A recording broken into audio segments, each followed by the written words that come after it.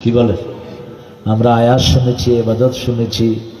আমার জাকির ভাইয়ের আলোচনাকে আল্লাহ আমাদের আমল করার তৌফিক দান করুক। তাহলে প্রথম হলো নামাজ। প্রথম কি? নামাজ। তারপরে কার খেদমত?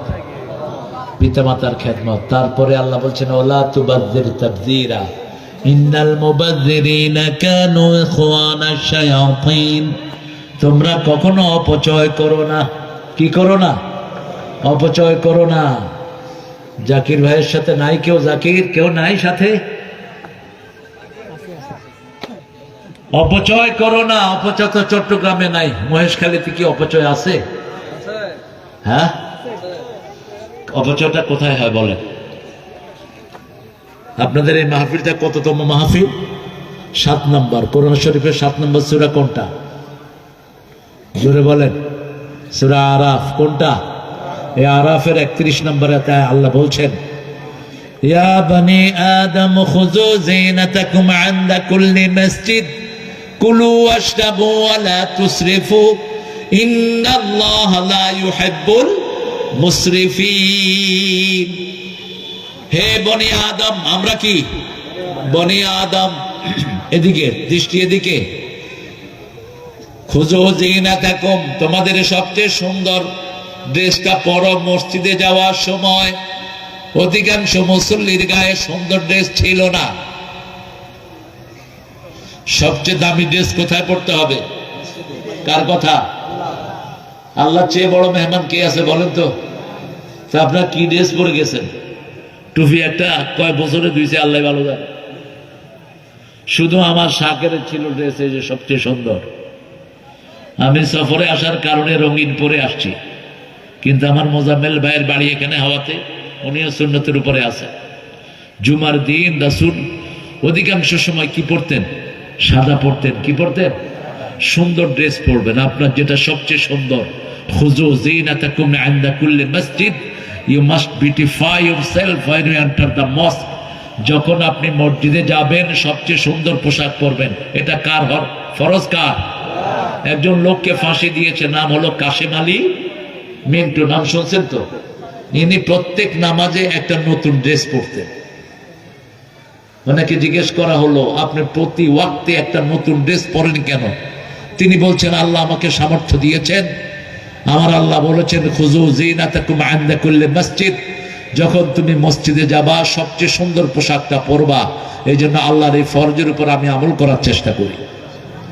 কুলু ওয়াশরাবু, খাও পান করো, কিন্তু সীমা লঙ্ঘন করো না। আজকে যে ঘরে খেয়েছি বাটা মাছ ভেজেছে, ভাটা মাছ তো বাটা মাছ, বাড়া কি জোরে হ মাখরা জাদাই করে হ বাড়া মাছ। এই বাড়া মাছ আমেরিকাতেও আছে, সেম স্বাদ। এত স্বাদের মাছ কয় মন ভাবছে আল্লাহ জানে স্বাদ। কিন্তু আমি দেখেছি অনেক ভাই অর্ধেক খেয়ে অর্ধেক ফেলে দিচ্ছে। রাসূল বলছেন লা তাতরু খালি শয়তান, তুমি যেটা খেয়েছো বাকিটা যদি না খাও ওটা কে খাবে? কে খাবে? আর এই খাওয়াটা আপনাকে আসামি বানাবে। রাসূল বলেছেন 3 বার চাটো। কয়বার? সালাসা মিল আকা। whatever food you take 3 times you have to wipe it out। এটাকে 3 বার তুমি চাটবা। আজকের বিজ্ঞান বলছে যত চাটবেন শরীর তত ভালো থাকবে, খাওয়ার রসগুলো বের হবে, শরীরে কোনো রোগ থাকবে না। আর এই আঙ্গুলের সাথে পেটের সম্পর্ক। কিসের? পেটের সম্পর্ক। আঙ্গুলের মধ্যে একটা রস থাকে, এটাকে ইংলিশে বলা হয় প্লাজমা টোন, বাংলাতে এটার নাম নাই। আপনি দেখবেন ডাউল গরম করে যদি আঙ্গুল চুবান ডাউলটা কি হবে? কি হবে? রাত্রে ডাল গরম করলেন ভালো রাখার জন্য, কিন্তু মা বাপেরা কি বলে? আঙ্গুল দিও না। আঙ্গুল দিলে কি হবে? নষ্ট। তাহলে কি ঢুকলো কি ভিতরে? ওই যে টোনটা, যে রসটা আঙ্গুলের সাথে লেগে থাকে, এটা জিহ্বার সাথে লাগলে খাওয়ার সাথে সাথে হজম হয়ে যায়। রাসূল বলছেন তুমি যদি না চাটো তোমার অন্য ভাইয়ের মুখে দিয়ে দাও। এখন যদি আমি এই মাওলানার মুখে আঙ্গুল দে, আরে কি লাইব? কইবে তোমার আঙ্গুল কিনলে আর মুখে দিয়ে দে। কিন্তু ইসলামের সম্পর্ক কত গভীর। আমার ভাই চাটতে পারে না, তার ভাইয়ের মুখে দিবে, সন্তানের মুখে দিবে। যতবার চাটবে শরীর ভালো করে দিবেন কে?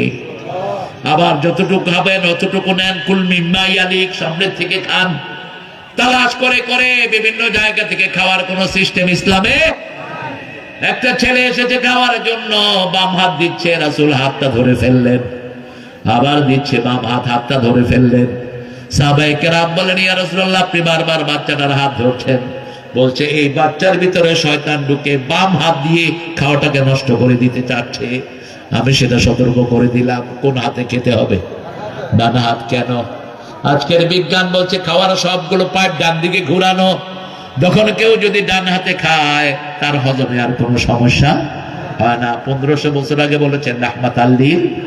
আবার বলেছেন কোনো পানিতে ফু দিও না, পানিতে দুধের ভিতরে কি দিও না, ফু দিও না। লা তানফুখ ফিল মা।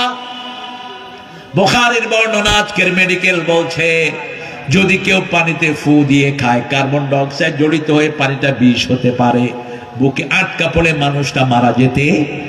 1500 বছর আগে এই সুন্নাহ রাসূলকে শিখিয়েছেন কে? কুলু ওয়াশরাবু, খাওয়ার অনেকগুলো সুন্নাত আমরা জানি না। রাসূল বলছেন সাম্মিল্লাহ ইয়া গোলাম, সাম্মিল্লাহ, হে গোলাম, খাওয়ার আগে কার নাম নিবা? কারণ শরীরের ভিতরে মাথায় আছে 2700 কোটি সেল, বুকে আছে 2500 কোটি সেল।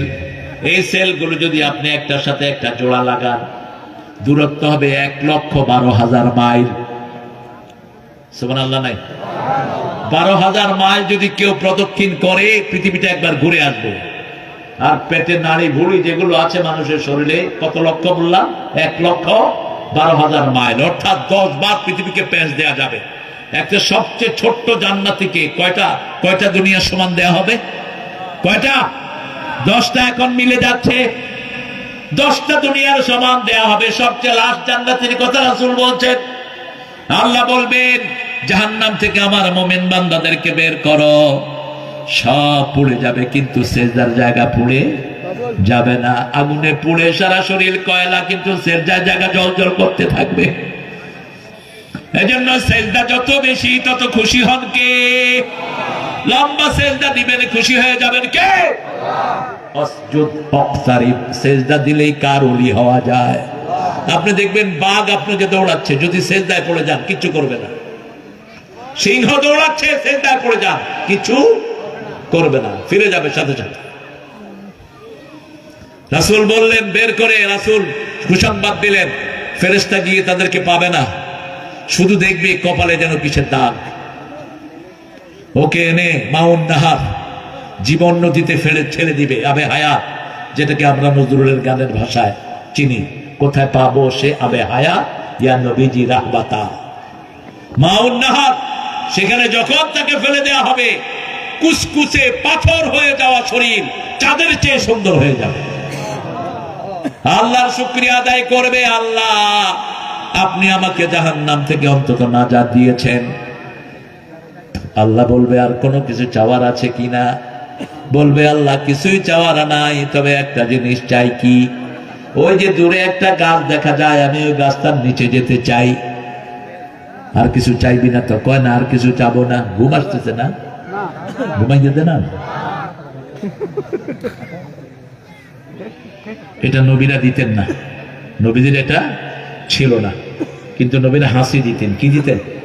হাসি, স্নেজিং। হাসিতে রোগ যায়, একবার হাসি দিলে 400 রোগ বেরিয়ে যায়। এই জন্য হাসি দিলে আমরা কি পড়ি?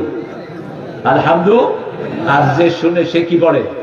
ইয়ারহামু কাল্লা। আবার যে শুনলো সে কি বললো? ইয়াহদি কাল্লা। আবার যে হাসি দিল সে কি বলবে?